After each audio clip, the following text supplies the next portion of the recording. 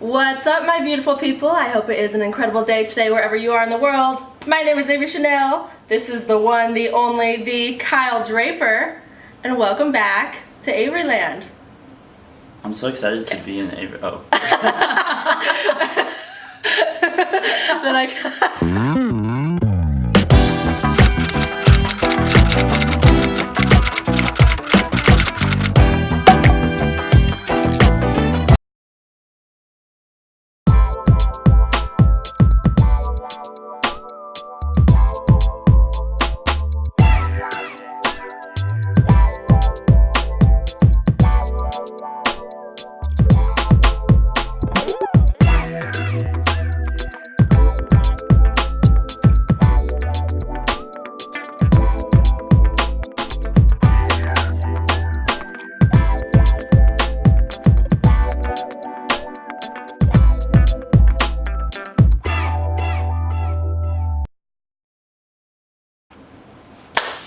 Okay, everybody, thank you so very much for coming back to my channel where we post every Tuesday and Friday.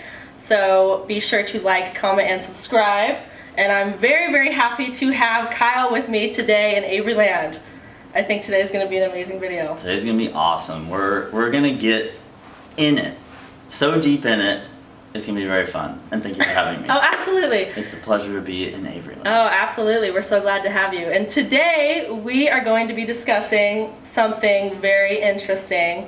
We are talking about dating in Los Angeles, California. I love dating in Los Angeles, California. I do too. I love parts of it. I love parts of it. I think it's an interesting place to try to find love. And I think people are intrigued about it, especially if you don't live in LA. Everybody's wondering about the dating scene in LA. And if you are in LA, you might find something in this video that will help you find that perfect person. So you said you like parts of it. Yes. Let's start there. Okay. What do you like about the scene? Well, I think it is a very diverse place to try to find love. There's an option for everybody. There's a group that you can find yourself happy in anywhere. So you have a lot of options. But with that being said, I think that everything is amplified in Los Angeles. You have the highest of the highs and the lowest of the lows. All right. And so it's an interesting place to find somebody who is, for lack of a better word, normal. Are you looking for normal? No, I'm just looking for somebody who's not incredibly creepy. Okay, so we're distinguishing normal. Those are the poles. We have normal and then incredibly creepy. Right. Okay. And I'm not looking for someone who's incredibly average either. I just don't want, to be uncomfortable, which I think is the case for a lot of women in LA. They find themselves in very uncomfortable dating situations. Sure. So you also said you were kind of defining dating by looking for love, which I find interesting. Right. Because some people who are very active in the dating scene are not necessarily looking for love. Right. I think LA is a place where, monogamy isn't always the case. And I think that's great. A lot of people are looking for these, casual encounters. And I think if you want to do that, more power to you. Go for it. Have fun. Go wild. LA is a place to do that. But for me personally, when it comes to, looking for somebody, I'm at the point where I'm not necessarily just looking for casual encounters. Sure. And not to say that I'm looking to settle down and get married, and I'm way too fucking young for all of that. You're 20. Yeah, so correct. I'm a baby. I don't need to be in that realm quite yet. But I'm also not looking just for a one-night stand, which I think is what a lot of people are looking for, which is, like I said, that's great, go have fun. Sure. There's a whole lot in between a one-night stand and looking for your partner that is going to put a baby in you. Looking for the baby daddy or baby mama. There's a whole lot in between there, and I think that's interesting, and I think as long as you're being open with what your intentions are. Right. I think that makes a lot of sense. For me personally, where I'm at, I just got out of a 2-year relationship, and I now am interested in having kind of like micro relationships, basically, where it's not just physical. Like, there has to be a deep emotional connection. When I was younger, that was fulfilling to me to have like a one night stand, but really I'm 31 and like that's a lot of time and energy, and it's like for it to be fun and fulfilling, like there needs to be some level of connection. So right. like I like taking somebody out to dinner that I care about, that I know we already vibe, spending time actually enjoying each other's company. Right. Because like somebody said, they're like, to be friends with benefits, which I don't even think that's really what I'm personally looking for right now, because it really is like a deeper connection than that. But sure. even friends with benefits, you have to be friends in the first place. You really do. You have to like spend. It's not just the like late night booty call. Right. Like that. Right. Like the people that I currently am having these very fulfilling experiences with, like. I wouldn't at like 2 a.m. on a Friday night just be like, hey, you up? Because it's kind of like that's not really the vibe of what we have really. And there's nothing wrong with that certain type of friendship or relationship either. But yeah, I think it's important before we like get too deep into it that like dating means so much many things to right. different people, and it's all good as so long as you're just like very transparent and communicative up front. Like what I would never ever do, because some girls, like I match with them on Tinder, and one of the first things they want to know is like, am I looking for a serious relationship? And how do you navigate that? I say what I basically just said. Like, look, okay. I just got out of a 2-year one, so right now, like, I am not looking to get into another committed monogamous relationship. So from the beginning, you're transparent. I will say that, yeah. But I will say, look, when I got into my relationship, I wasn't looking for a girlfriend though at that time. Right. Okay. I was just open to whatever comes along. Whatever comes. Like, let's hang out and just kind of see where this goes. And so I will put that forward because hopefully I don't get like cut immediately by somebody who just thinks I'm some just fuckboy out there looking to get laid, which is not the case. But yeah, it's like I do want to be communicative about that, but also let them know that like, look, I'm 31, so right. like who knows, like maybe it would just materialize into this beautiful thing that is different from the way I kind of have it mapped out right now. You don't know. Well, I think the key factor is the honesty and the transparency, because I know as a woman, and I'm speaking for a lot of women here, we find ourselves in these friends with benefits type of situations, and we tend to get emotionally attached. Sure. That's just how it works. I think guys do sometimes too. Yeah, absolutely. Yeah. And so if it's not completely spelled out in the beginning, that's when things get confusing, that's when people get hurt. Right. That's when these friends with benefits, casual relationships can really take a turn for the worst. So I think totally. Definitely along the same lines, if you are going to participate in any sort of casual encounter, from the beginning, you need to be letting your partner know what your expectations are. Agreed. And that's something that I always have that conversation is like, maybe the first time we hook up, like afterwards it's like, look, and I'm speaking, by the way, just the people that I'm currently dating right now, I've been friends with for a while for the right. most part. And so some of them, like we hooked up once or twice, like before my last relationship, and others that has never been a part of our friendship, and now it's kind of a new part of it. Sure. And so I want to make it very clear that like, look, like I love you, I care about you, you're a good friend of mine no matter what. Like, okay. If we stop hooking up, that's totally cool. Our friendship will stay the same. And you have to back that up, by the way. You can't just say this to say it. You have to genuinely mean it, obviously. And then it's exactly what you said earlier. Is like, look, if one of us starts to develop like deeper and bigger feelings and is no longer okay with the kind of casual nature of this, that needs to be communicated, and we need to respect that. Absolutely. Like no matter who says it, like we have to agree right now that like collectively between the two of us that will be respected, because our friendship is more valuable than mm-hmm. just like having some fun under the covers. 100%.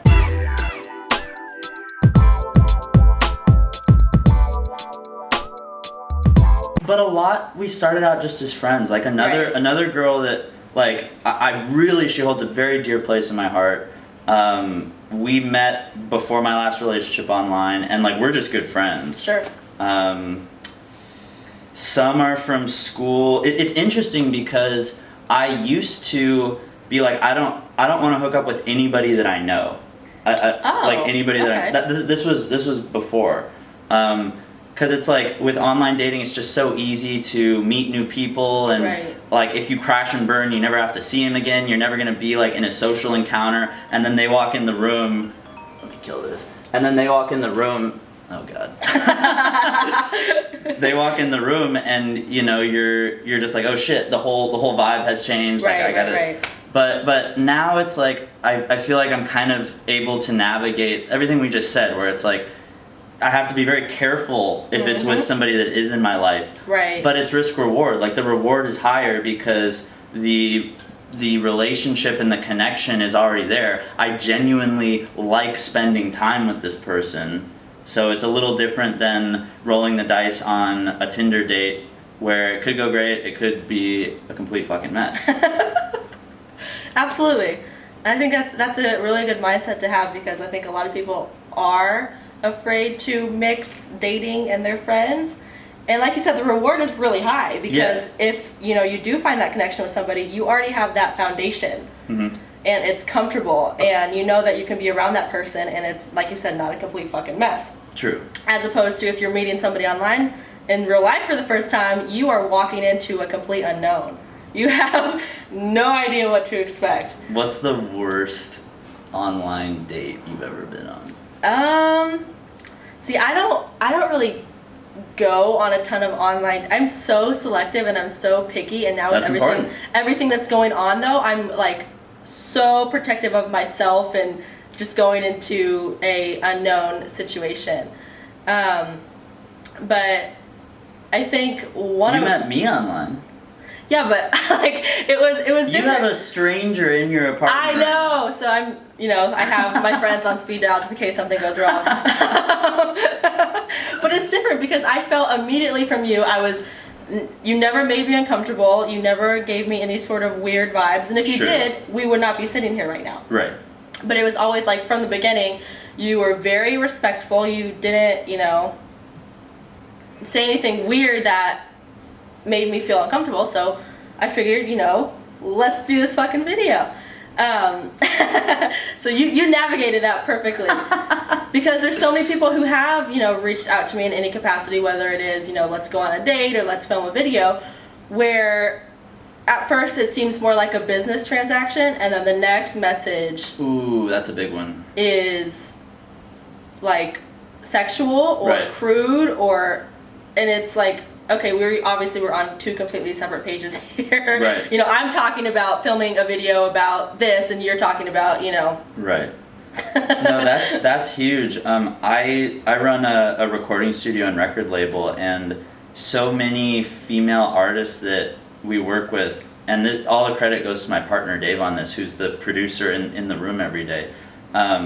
So many female artists that we work with say, I just can't go on like songwriting sessions anymore because I can't tell if we're actually working or if it's like a date, basically. Because these, these male producers, it gets super flirty, and there you are in this room with nobody else. Yep. And, trust me. Yeah, and like that's really fucked up. Yeah. And so as like an attractive female who has all these different professional pursuits, I'm sure that like that line is kind of teetered on.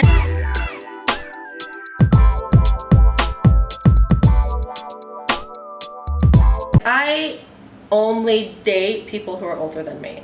Uh-huh. I only date older men.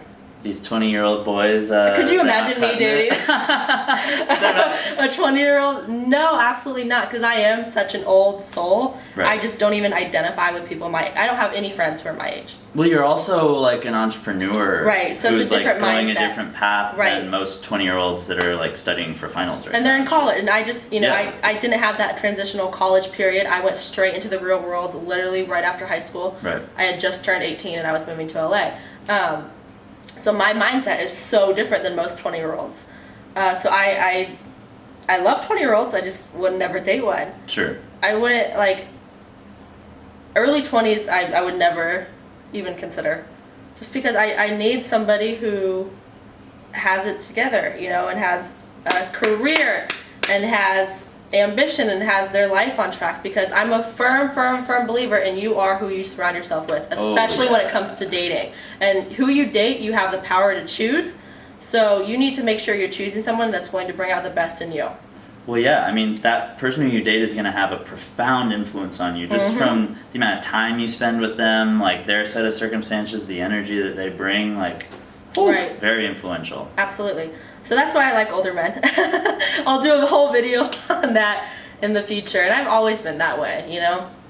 And I think it is just because I am an old soul. And people are always questioning, like, oh, you're looking for a sugar daddy? No. Because anything a man can provide me, guess what? I can provide myself twice. Amen. So, Amen. It's never a sugar daddy situation. And that's like the common, you know, misconception, especially where we are. You see an older man and a younger girl. What's your immediate thought? Sure, like he's financing her life. Yeah. Which is fucked up to have that as the immediate thought, but yeah. a lot of but times it is, true. Yeah. Okay, so how old is too old? Or to date? Yeah. I would love to date somebody in their 30s right now. But like mid-40s is too old. I would not date somebody older than my father. My father is 49. It's a good rule of thumb. Yeah, I don't think my father would like if I dated somebody older than him. Yeah, that'd be so, like, from the perspective of the person meeting your dad for the first time, it's just like, It's hey like bro, older. like, we graduate from high school the same year? Same Like, year. We have so much in common, my god. Yeah, Or like that's weird. sometimes there's men who have children who are my age, and I don't like that either. Sure. You know, because I put myself in their shoes. How would I feel if my dad came home with a girl who is my age? And I would be pissed. I would hate it. Sure. But thankfully, I grew up around such a healthy, beautiful relationship. My parents are still together. Yeah. Mine too. Yay! So that kind of set the foundation. But and that's another thing people assume is, oh, you like older men, you have daddy issues. That is said to me so often, and I have the opposite of daddy issues. My dad is like my world. I've never had daddy issues ever. He's been a part of my life for forever and my number one supporter. But I think people fail to realize that sometimes women who are my age just don't identify with men who are their age. I couldn't even have a conversation really that I think I could vibe with a 20-year-old. And there might be a 20-year-old out there who's a man and who's like me. I don't know. I've never seen it or found it. But I like somebody who's in like the prime of their life. Hey, I get it. So on the apps, you have your age cut off at what, like 25. 25, got it. Yeah. Yeah, makes and sense. I might be missing out. I really might be, but honestly, so much with that is time management. And so if you're missing out on one or two, but you're saving yourself from this plethora of people that aren't on your level, you just gotta like accept that that's the way it is. Because so much about online dating is having it not consume all of your fucking time too. That's very important. Right. I also think even just like the difference between 20s and 30s and 40s is the way that they approach women. You know, I've had so many 20-year-olds, or who I assume to be younger because they look young, you know, message me or, you know, contact me in some way, and it's, hey, sexy, or what are you doing, hey. Right. And the older man, it's like, you know, perhaps a glass of wine. Yes.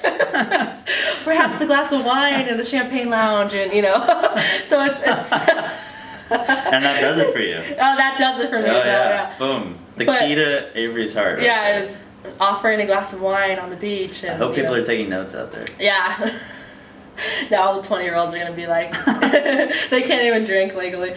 Do you like this $2 chuck? This White Claw. Have you heard? This is sophisticated one. Yeah, but what about you when it comes to age and dating?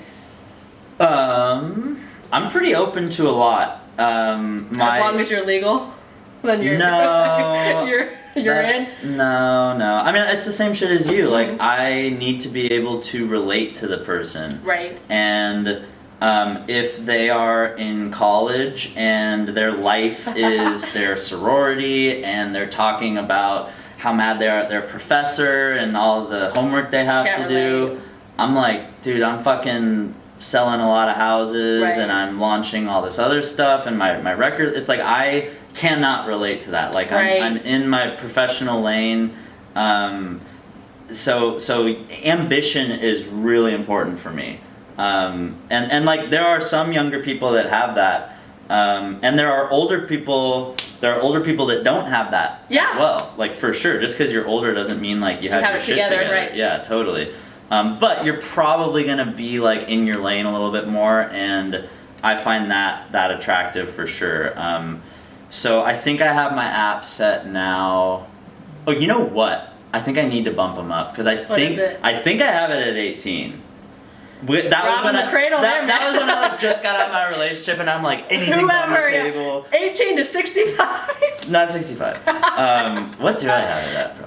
It might be at 45 now. I like my ex is older than me by a decent amount. Like I have no issues dating older women. They're like I have no issues dating younger, but again, so long as like they're kind of in their lane. I'm probably gonna change it to like 23 or 24, just because, like I said, like I'm wasting a lot of time on like hot 18-year-olds that I'm swiping right now.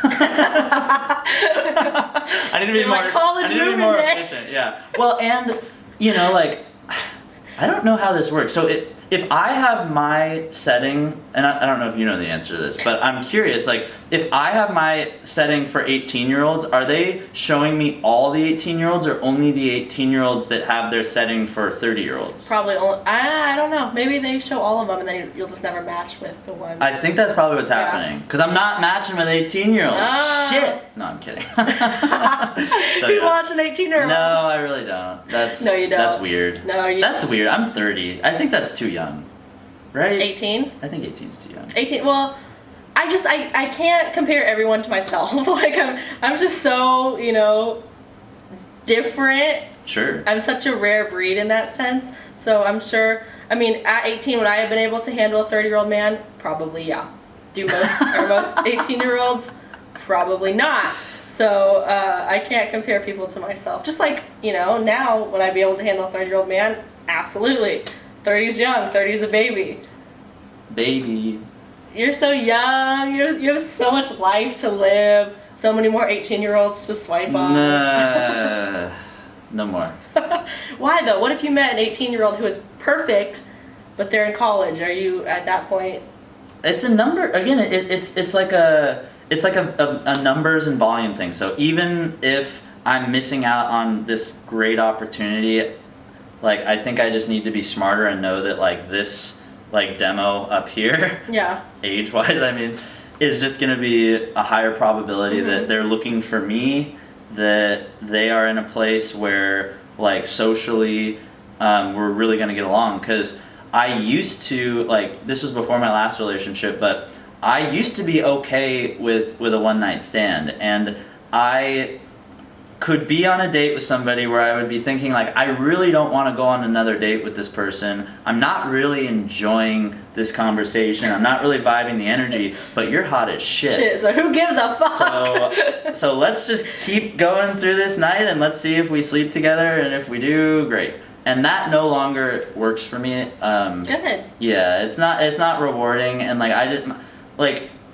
I just value my time, and if I am spending time and I'm not enjoying myself, that means that I should not want to sleep with you. Absolutely. And yeah, I put my big boy pants on and I'm proud cross of you. that hurdle. Yay. I have higher standards now. Yeah, because that's important. Yeah. Right.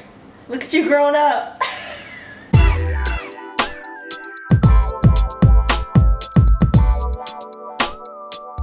You know what I'm starting to realize? Maybe I'm too picky. Sorry, I'm just looking at your phone. You got it. That could be. Being picky is good. Maybe I'm too picky. I'm so selective, but at the same time, if I wasn't, I fear to think about who I would be with right now. Yeah, no. Being picky is very important. It's also like unpopular opinion. It's also kind of fun being single. Oh. God, but it's also yeah. not fun. Like, it's fun and it's not fun. I think it's fun when I'm like truly discovering who I am and, making these connections with people and not really having a care in the world. But then, my dad is watching. Hi, Dad. Hey. But then at the Wait, he's watching on mine? Yeah. That's awesome. CMT. Yeah, it's my dad. Oh. Hi, Daddy.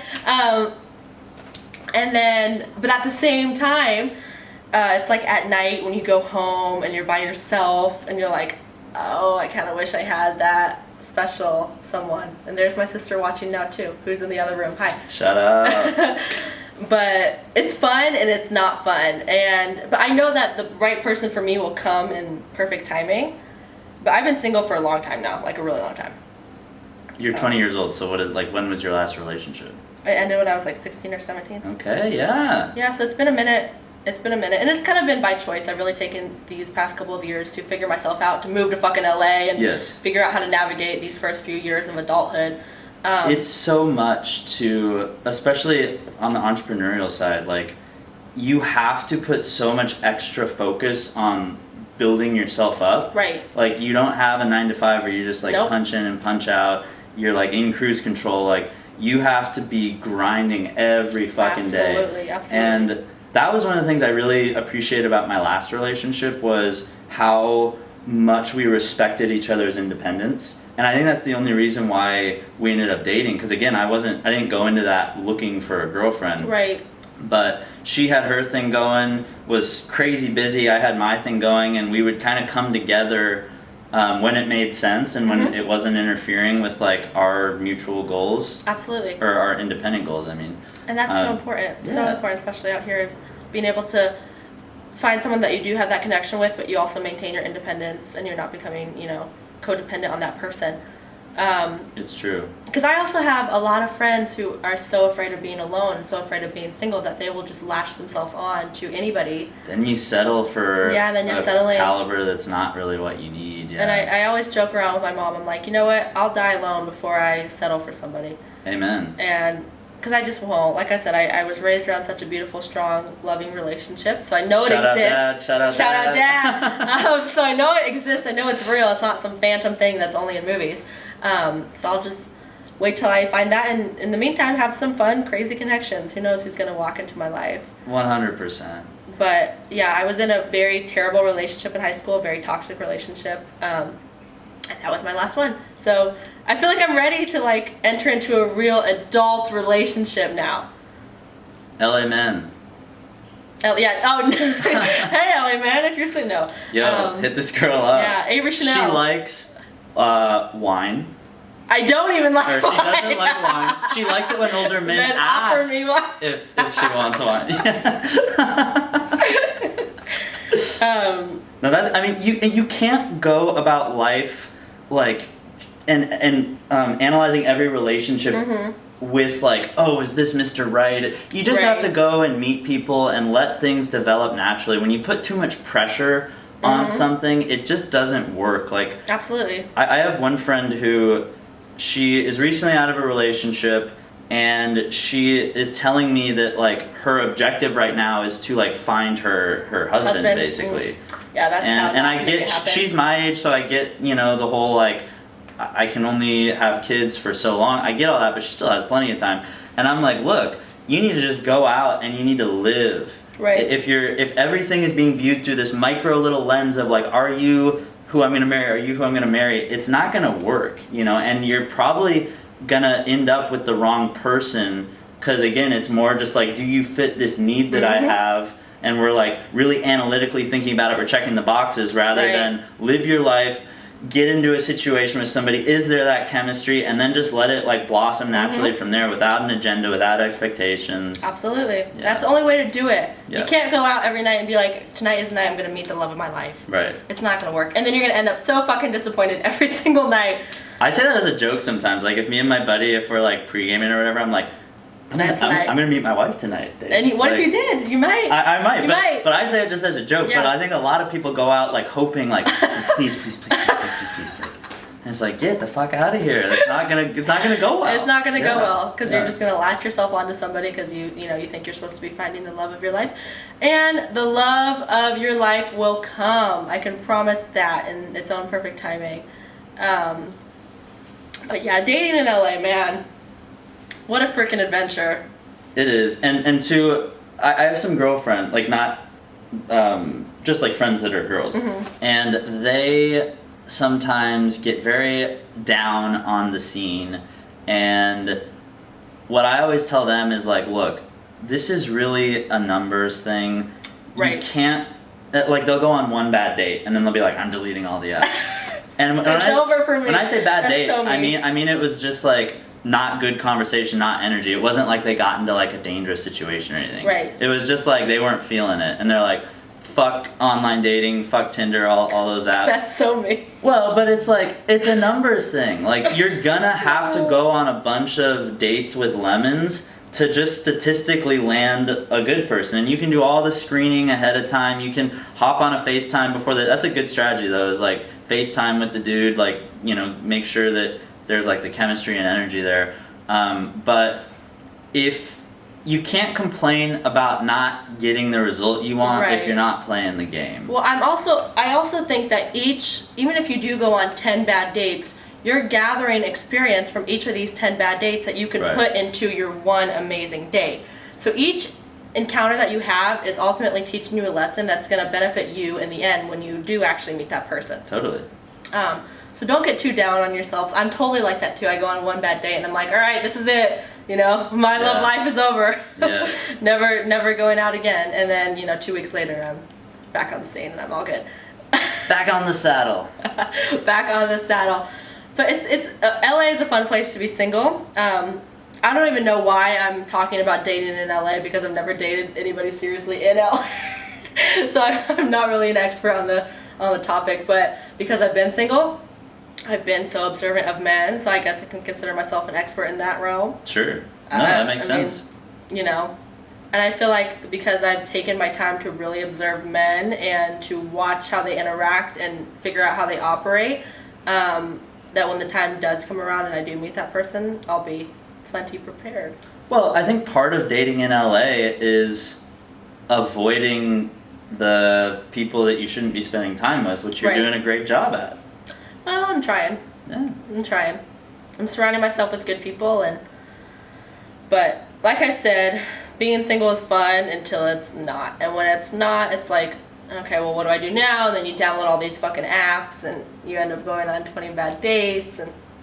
But I'm not trying to be negative, but it's like, you know, it's that dichotomy between, okay, I really want a relationship, but how do I go about finding it? Well, and that kind of like at the beginning of this, we talked about dating means different things to everybody, and some people are looking for a monogamous thing, some people are looking for more casual, some people are just looking to hook up, they don't want to do any kind of like social engagement like outside of just the physical realm.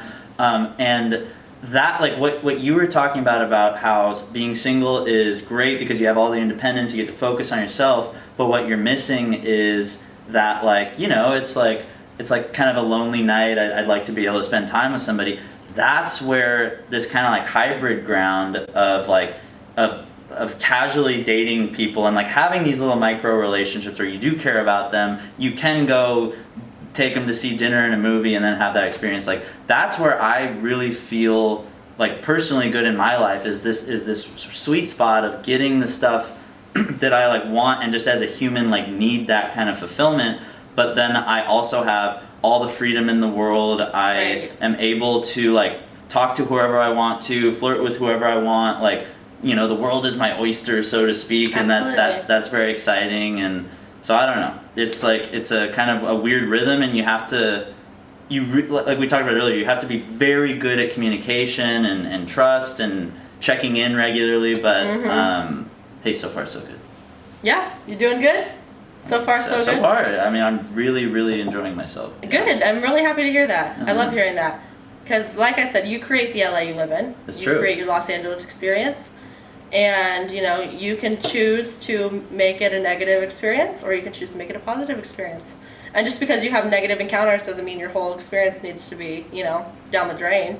It's true. To help you guys. We want you guys to find the love of your life in LA. Yes, we are here to help. We're here to help. So yeah, if you have any questions or any further requests that you want us to talk about, feel free to reach out to either of us. Yes. And we'll get that for you. Obviously, you can find me on Instagram at Avree Chanel. At the Kyle Draper. And I'll link that below. Excellent. So you guys can find us. But thank you so very much, Kyle. Thank you for having me. For coming on, and thank you everybody for watching. Mwah. And in case nobody has told you this today, I love you and I'm rooting for you in your dreams. Mwah. See you next time. Bye-bye.